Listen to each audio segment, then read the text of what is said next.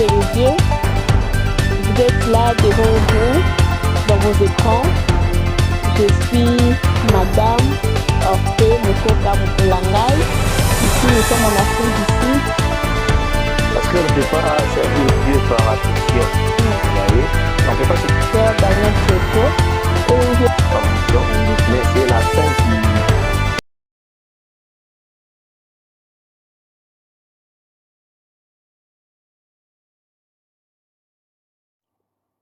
Shalom, shalom, peuple de Dieu. Vous êtes là devant vous, dans vos écrans. Je suis Madame Orphée Mokoka Mukulangai. Ici, nous sommes en Afrique du Sud et nous avons un invité spécial qui est notre frère, notre ami, notre enfant qui grandit dans l'œuvre du Seigneur. Je ne vais pas plus parler beaucoup sur lui, mais lui-même, il va bien s'expliquer. C'est un invité spécial. Pour moi, c'est un enfant et vous allez juste lui découvrir qui il est. Now we want to welcome our brother, our pastor, Daniel Clepko.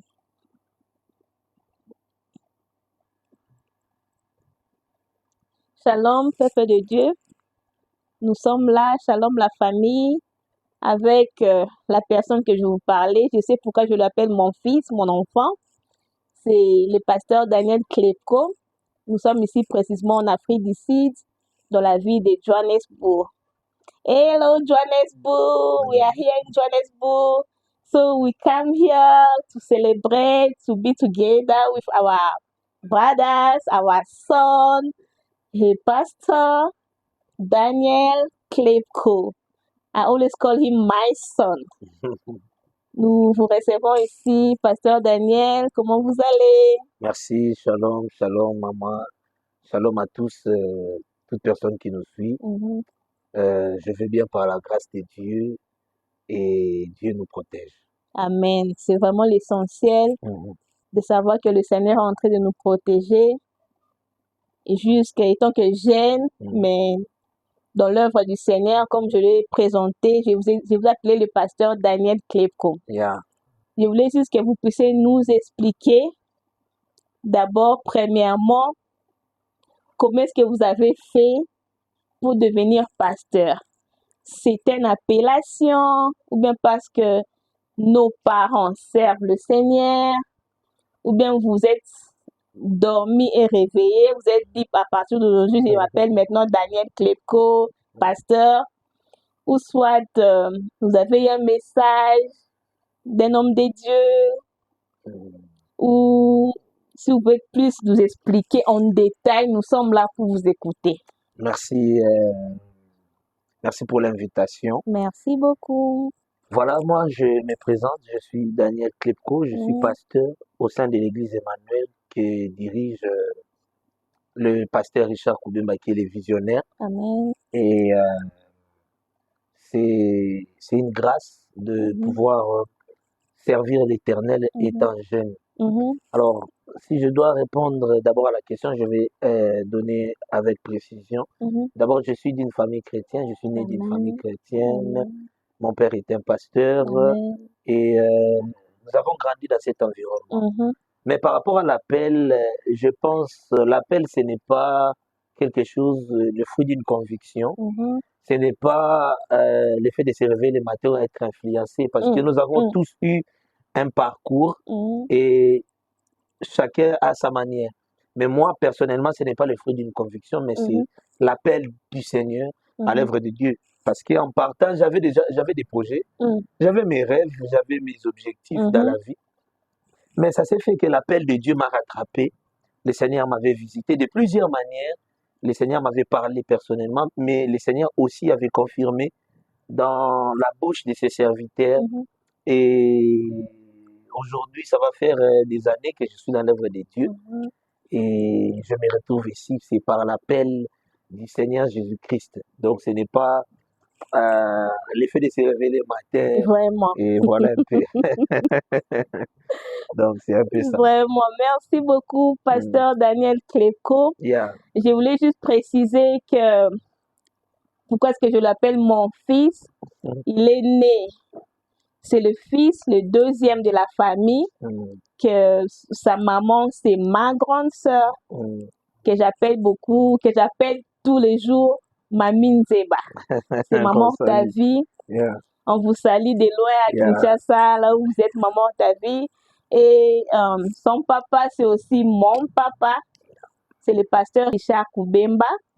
Et l'église, c'est l'église charismatique Emmanuel qui se trouve à Kinshasa. Pour toute la famille, les gens qui se trouvent à Kinshasa, nous allons juste vous lancer dans notre écran. Nous allons vous écrire notre adresse, nos numéros, au cas où vous avez besoin de partir dans une église pour prier. Et vous êtes toujours le bienvenu. Et comme je l'avais dit auparavant, qu'il est le deuxième de la famille. Dans le né, c'est Chrysolite Koubemba. Et le deuxième, c'est Daniel Klepko, le fils de mon père. Et la troisième, c'est Acacia, que j'appelle Foura. Donc, et tous, ils sont maintenant à Kinshasa. Et Daniel est juste ici en Afrique d'ici pour un petit parcours. Et nous sommes en train de passer des moments merveilleux dans la présence du Seigneur.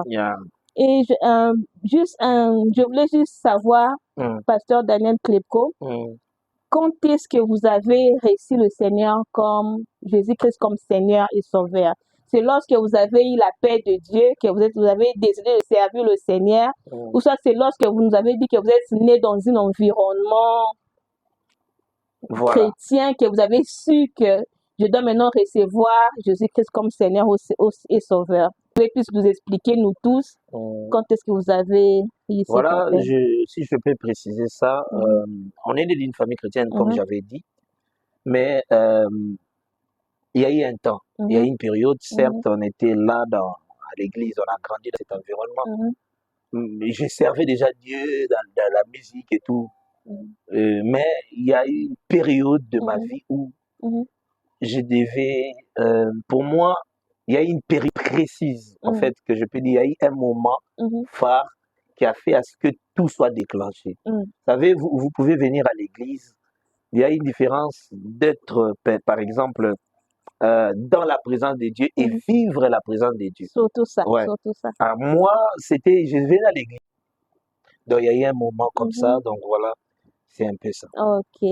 Vraiment, nous sommes tous satisfaits de la réponse du pasteur Daniel Klepko.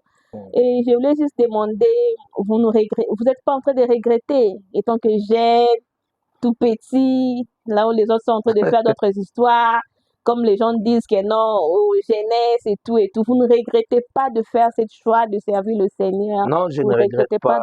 Je ne regrette pas. Je ne regrette pas. J'ai servi Dieu dans mon adolescence, maintenant que je suis un adulte, et je ne regrette pas. C'est la meilleure des choses, c'est la meilleure décision que j'ai pu prendre dans ma vie. Amen. Et aujourd'hui, je peux voir les résultats de la persévérance, de la patience. Et c'est pas facile de servir Dieu avec les passions de la jeunesse, avec les circonstances, l'environnement, la technologie. Surtout ça. Et c'est une bonne décision. Vraiment. Donc, nous pouvons plus encourager le jeune qui pense que ce n'est pas... c'est faire perdre leur jeunesse. Donc, vous pouvez leur encourager et leur dire que non, ils doivent toujours foncer et aller toujours en avant et d'aimer toujours la parole de l'Éternel et suivre toujours cette vocation. Les saluts, nous les trouvons en Jésus-Christ. Déjà, les choix d'accepter Jésus-Christ, nous sommes sauvés. Mais aussi, c'est de ne pas faire passer son temps. Vous savez, nous sommes des pèlerins sur cette terre. Nous n'allons pas être éternellement. Nous avons un lieu, une destination où nous devons aller. Et notre destination, notre vraie destination, c'est le ciel. Voilà pourquoi j'encourage les jeunes, ceux qui servent Dieu, de ne pas abandonner malgré les difficultés. C'est les moments, c'est une opportunité de servir Dieu et il y a une récompense, c'est le ciel. Amen. Vraiment, il y a une récompense, une très grande récompense qui est dans le ciel. Et la Bible nous dit que ni n'est venu en moi est rentré tel qu'il était. Yes. Donc nous avons juste accepté de servir le Seigneur Jésus étant que jeune, et nous savons que même l'intelligence, étant que j'étudie par exemple, vous étudiez ou bien tout ce que vous êtes en train de faire, vous avez toujours cette grande récompense. Le Seigneur vous donne l'intelligence, il pourvoit vos besoins, il ouvre des portes d'une manière ou d'une autre, et vous allez juste savoir, vous allez juste voir directement que tout ce que vous faites, ça se passe dans la facilité. Étant que jeune, donc je voulais donner ce message à tous les jeunes, dans tout le monde entier, là où nous sommes. Et servir le Seigneur, c'est un grand cadeau. Ouais, c'est un grand cadeau. Un très grand cadeau. Si je peux ajouter, certes, les choses ne seront pas comme on a souvent voulu. Oui. Mais ce que j'aime, la Bible dit, nous sommes plus que vainqueurs par celui qui nous a aimés. Amen. C'est-à-dire, la vie chrétienne ne veut pas dire que tout sera rose. Oui. Parce que quelqu'un peut me dire, depuis que j'ai rencontré Jésus, depuis que j'ai choisi ce chemin, j'ai comme l'impression que les choses sont plus difficiles. Surtout ça. Ouais, j'ai comme l'impression quand j'étais dans le monde, non, le diable peut te mentir par ces choses. Mais ce que j'aime avec Dieu, il nous a déjà donné la victoire dans toutes choses. Christ nous a donné la victoire. Ça ne sera pas facile, mais ça sera possible. Amen. Ça ne sera pas facile, mais tu seras victorieux. Ça ne sera pas facile, mais tu arriveras là où le Seigneur veut que tu arrives. Amen. Parce que la Bible dit que nous sommes plus que vainqueurs. Voilà. Amen.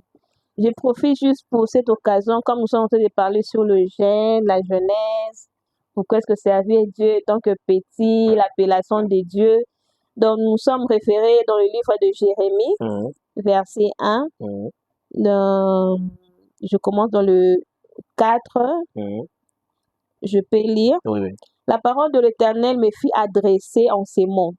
Avant que je t'eusse formé dans le ventre de ta mère, je te connaissais, et avant que tu fusses sorti de son sein, je t'avais consacré. Je t'avais établi prophète de nation. Je peux m'arrêter là-bas. Jérémie étant que jeune, le Seigneur lui avait connu, lui avait choisi, lui avait établi. Si le pasteur Daniel Cléco pourra plus nous éclaircir cette verset. Voilà, je vais parler ici, ça c'est la parole de l'Éternel qui fait adresser à Jérémie. Un jeune que le Seigneur s'est révélé en lui, un prophète. Mais ce que j'aime, ce qui me choque ici, on va aller calmement. Il dit, avant que je t'eusse formé, même Jérémie était surpris d'apprendre que Dieu lui a choisi avant même qu'il puisse venir sur la terre. Wow. L'appel de Dieu, ce n'est pas aujourd'hui, mais c'est déjà dans l'éternité de Dieu. Quand je parle de l'éternité de Dieu, c'est dans les projets de Dieu. C'est dans les plans de Dieu. Dieu avait déjà prévu, Dieu avait déjà choisi. Voilà pourquoi la Bible dit, ceux qu'il a prédestinés, il les a appelés. Amen. Donc, dans la prédestination de Dieu, Dieu avait déjà appelé un Jérémie. Et ce qui choque Jérémie, ce n'est pas ce que Dieu lui dit. Mais ce qui choque Jérémie, c'est comment tu peux me connaître avant que je sois. Wow. C'est-à-dire, je veux dire à quelqu'un qu'avant que tu puisses venir sur la terre, Dieu te connaissait. En fait, Dieu n'est pas comme un homme. Pour qu'il puisse te connaître, tu dois le rencontrer. Mais avant que tu puisses rencontrer Dieu, Dieu t'avait déjà connu. Wow. Dieu t'avait déjà aimé. Et ici, il dit à Jérémie, avant que tu sois sur la terre, avant que tu sois dans les ventres de ta mère, je t'avais déjà choisi. Je t'avais déjà établi. C'est-à-dire, ce que nous vivons aujourd'hui, ce que nous sommes aujourd'hui, c'est la conséquence de la prédestination, de la volonté de Dieu. Amen. Donc, c'est pour dire à quelqu'un, aujourd'hui, si Dieu t'a appelé, ce n'est pas parce que tu t'es réveillé le matin, mais c'est parce que c'était les plans de Dieu. Vous voyez, c'était les plans de Dieu. Dieu avait déjà prévu que tu sois ce que tu sois. Dieu avait déjà prévu que tu les serves. Et aujourd'hui, tu es en train de vivre cela. C'est ce qui a choqué Jérémie. Dieu lui dit, avant que je t'eusse formé, je t'avais établi. C'est-à-dire, quand Dieu t'appelle, il t'établit aussi. Dieu t'appelle, il te donne une position. Dieu t'appelle, il te donne une onction nouvelle. Voilà pourquoi il dit à Jérémie, avant que je t'eusse formé. Avant que... Donc, quand tu étais déjà dans le ventre de ta mère, je t'avais déjà établi. Donc, le choix de Dieu, c'est déjà ce qu'il a prédestiné pour nous. Et la Bible dit, ce qu'il a prédestiné, il les a appelés. Amen. Ce qu'il les a appelés, il les a glorifiés. Vous voyez? Pourquoi? Parce que Dieu lui-même, il est celui qui accomplit des œuvres parfaites. Amen. Donc, pour dire à Jérémie, Jérémie, je t'avais déjà appelé. Ne crains pas devant les mondes. Fais ta mission. Amen. Donc, c'est pour dire à quelqu'un, si tu es avec Dieu, tu réussiras dans ta mission. Tu réussiras dans ton parcours. Amen. Parce que Dieu t'a déjà choisi. Wow. Un jeune peut nous regarder ici. Il peut avoir des doutes. Il se rend compte que pourquoi dans mon ministère, les choses n'avancent pas. J'aimerais te dire, avant que tu sois dans les ventres de ta mère, Dieu t'avait déjà établi. Amen. Dieu sait pourquoi il t'a mis là-bas. Dieu sait pourquoi cette situation arrive. C'est parce qu'il veut démontrer sa gloire à partir ou à travers toi. Ok. Donc, un pasteur, Daniel Klepko, il y a une question juste qui m'est juste venue. Toutes les personnes, tous les hommes de Dieu qui sont en train de prêcher, que nous voyons, les hommes de Dieu, les exemples à suivre et tout, et tous, ils ont aussi eu cet appel depuis qu'ils étaient dans le ventre de leur mère ou soit lorsqu'ils sont venus dans le monde et ils ont dit que non, je vois juste que je dois servir le Seigneur. Maintenant, ça dépend parce que, vous savez, celui qui appelle, c'est celui, en fait, quand on appelle quelqu'un, celui qui appelle, c'est lui-même les personnes qu'il a choisies. Wow. Parce qu'on ne peut pas servir Dieu par ambition. Vous voyez? On ne peut pas se réveiller le matin parce qu'on a l'ambition de servir, parce qu'on veut qu'on nous voie. Non. L'œuvre de Dieu, c'est tout un, c'est l'obéissance à un appel, c'est tout un sacrifice. Et donc, la plupart ont réussi l'appel. Il y a aussi certains qui l'ont fait par ambition, mais c'est la fin qui justifie les moyens, c'est la fin. Jésus lui-même saura, en fait, lui-même sera qui sont les vrais ou qui sont les faux. Donc, c'est un peu ça. Voilà. Wow. Donc, nous venons juste de comprendre Jésus-Christ. J'ai aimé la dernière phrase bon, ce n'est pas la dernière phrase, mais j'ai aimé la phrase que le pasteur Daniel Klepko vient de dire. Jésus-Christ lui-même saura. Donc, nous tous, comme nous sommes là, nous avons juste un compte à rendre à notre Seigneur, qui est notre Sauveur. Et tant que jeunes, comme nous parlons de la jeunesse, de la jeune, de tout le jeune, nous devons savoir que tout ce que nous sommes en train de faire a aussi le récompense. Notre Seigneur va toujours nous les récompenser. Que ce soit du mauvais parti, oui. En fait, bon, c'est comme tout la ça, Bible le dit, Seigneur non? va nous On récompenser. sème ce qu'on récolte, mais la Bible aussi dit, on reconnaîtra un arbre par ses fruits. Amen. Donc, s'il y a une chose aussi qui peut te pousser à être convaincu, c'est l'Esprit de Dieu. C'est l'Esprit de Dieu qui va nous enseigner. C'est l'Esprit de Dieu qui nous donnera les discernements. C'est l'Esprit de Dieu qui nous fera comprendre que telle ou telle personne n'est pas dans les bons chemins. Donc, l'Esprit de Dieu va nous convaincre. Amen. Donc, c'est un peu ça. Et ce que nous sommes en train de faire, je ne sais pas si c'est un constat ou bien nous sommes en train de constater que tout le jeune, la plupart des jeunes sont des pasteurs. Oui, je vois tous les jeunes, les prophètes, les pasteurs, non seulement à Kinshasa, en Afrique, partout. Tout le monde sont des pasteurs, des prophètes. Nous voulons juste savoir, pasteur Daniel, qu'est-ce qui se passe? Non, mais moi je pense que ce n'est pas aussi mauvais. Wow. Si les conseils étaient que tous les jeunes sont des voyous, tous les jeunes sont des... Vraiment. On a aussi se plaindre. Vous voyez un peu. Maintenant, quand tous les jeunes servent Dieu, mais ce qui est vrai, dans cette diversité, dans ces mouvements, le plus important, c'est de prôner le nom de Jésus-Christ. La Bible dit, allez, faites de toutes les nations des disciples. Amen. Alors, si toutes les nations sont des disciples, qui suis-je pour juger? Seulement, vraiment, il ne faut pas que ça devienne comme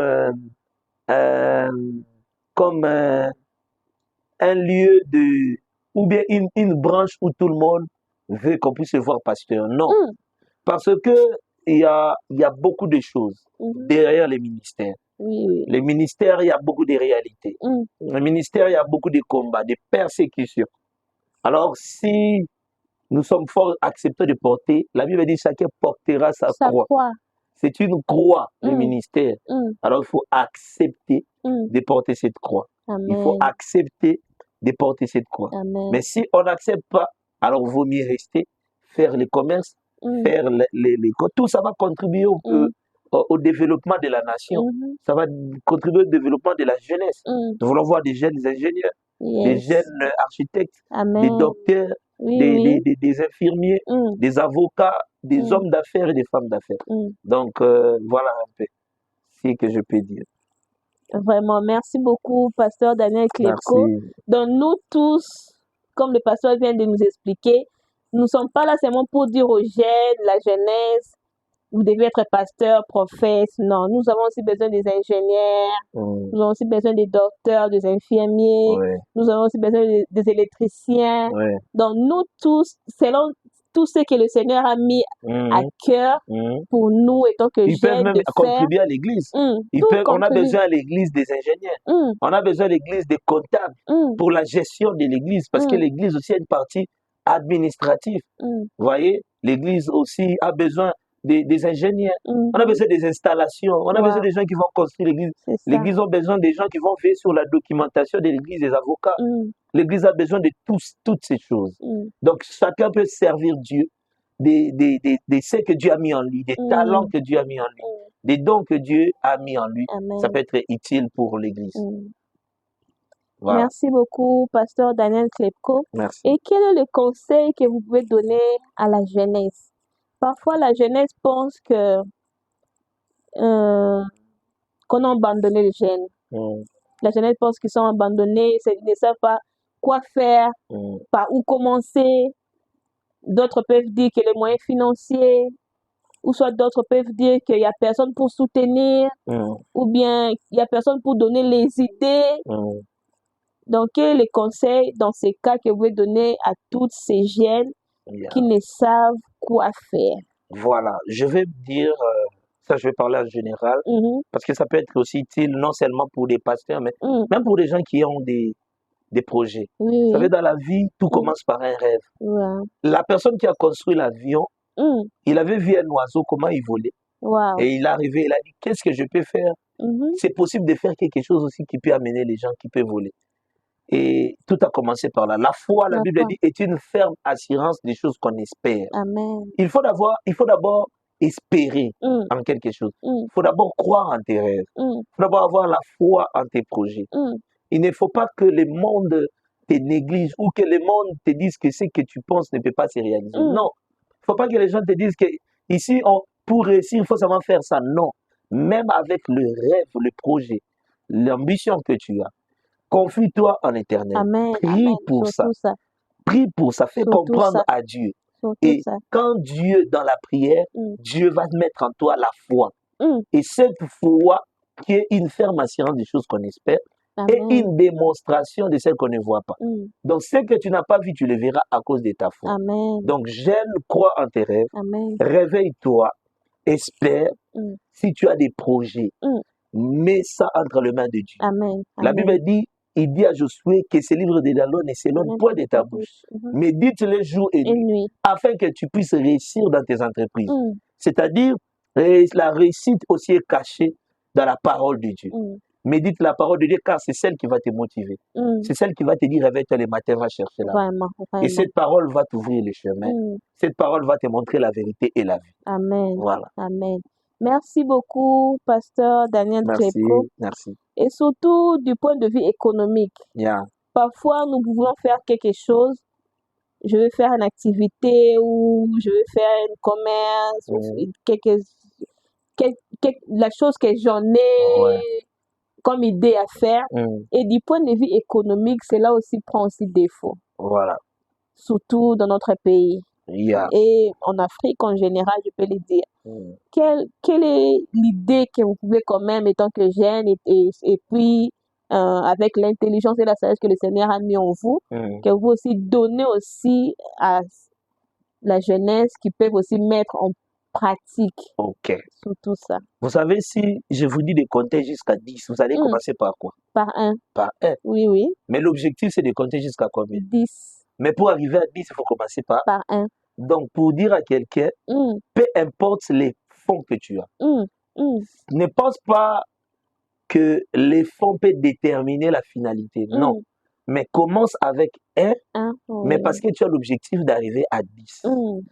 Même si tu as besoin de construire plusieurs magasins, commence d'abord par une boutique et la petite boutique va construire plusieurs magasins.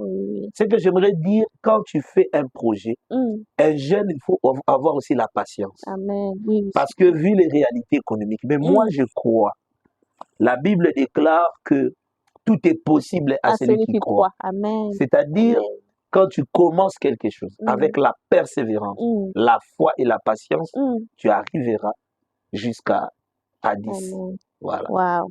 Merci beaucoup, Pasteur Daniel Klepko. Merci. Donc, on arrive à 10. Nous avons tous compris. Commencer par 1, 2, 3. Tantôt ça marche, tantôt ça ne marche pas. Tantôt l'économie baisse, tantôt finance, tout. Mais nous devons toujours persévérer. Le pasteur a dit persévérer et avoir la foi. Oui. Ok, nous commençons par 1. Demain, je serai à 10 et le lendemain à 20. Ouais. Et avec Dieu comme notre appui, avec Dieu comme notre force, avec Dieu comme tout ce que nous aurons besoin, nous devons toujours mettre le Seigneur Jésus-Christ comme Seigneur et Sauveur devant toutes nos activités et nous allons juste voir tout va aller en avant. Amen. Merci beaucoup, Pasteur Daniel Klepko. Merci beaucoup. Et dans notre jeunesse, comme nous sommes, il y a d'autres qui n'ont même pas encore reçu le Seigneur Jésus-Christ comme Seigneur et Sauveur. Et ils disent peut-être que moi, ça serait aussi comme Pasteur Daniel, qui a grandi dans l'environnement chrétien. Là où maman l'amenait à l'école, papa disait, Daniel, ne fais pas ça. Tantôt les tantines aussi disaient, toi, tu ne dois pas faire ça. Maintenant, ils se disent qu'il n'y a personne qui va nous appuyer ou nous n'avons pas cette personne. Comment est-ce qu'ils vont faire? Donc, vous pouvez plus aider cette personne juste à recevoir le Seigneur Jésus-Christ Avant comme que Seigneur. je ne puisse parler, je veux dire une chose. Le meilleur appui, c'est Jésus. Amen, amen. Vous savez, bien que j'ai des parents pasteurs, mais ils n'ont pas été la chose qui m'ont influencé à aimer le Seigneur. C'est ça.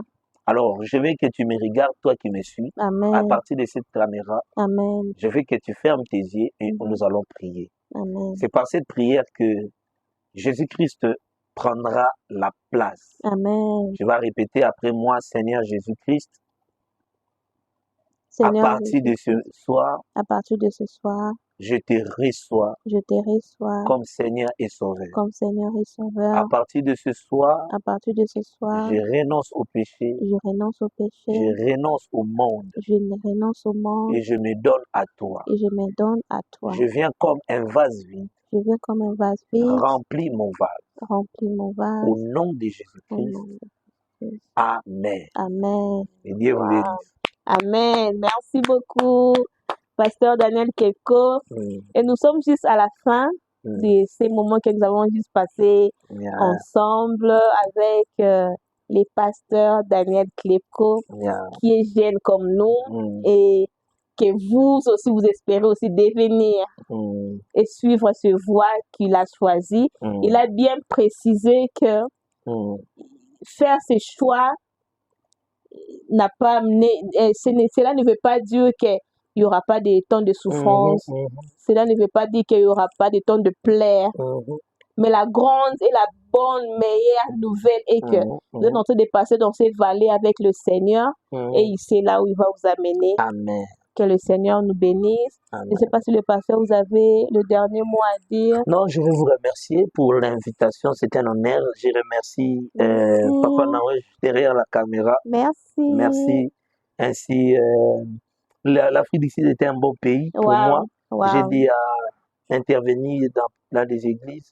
Et je remercie aussi mon père, le pasteur Richard, ma mère, Octavine Zeba, ma famille, l'église Emmanuel, la jeunesse de l'église Emmanuel, tous mes frères, que Dieu vous bénisse et on se reverra à la prochaine.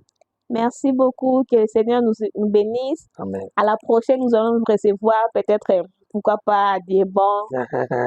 Ah oui, pourquoi pas en Australie, ah ouais, pourquoi pas en bientôt Irlande. on arrive. Et bientôt, on arrive même dans nos écrans là-bas au fond. Pourquoi pas au Canada. Et nous serons tous bénis. Merci beaucoup, que le Seigneur nous bénisse. Merci.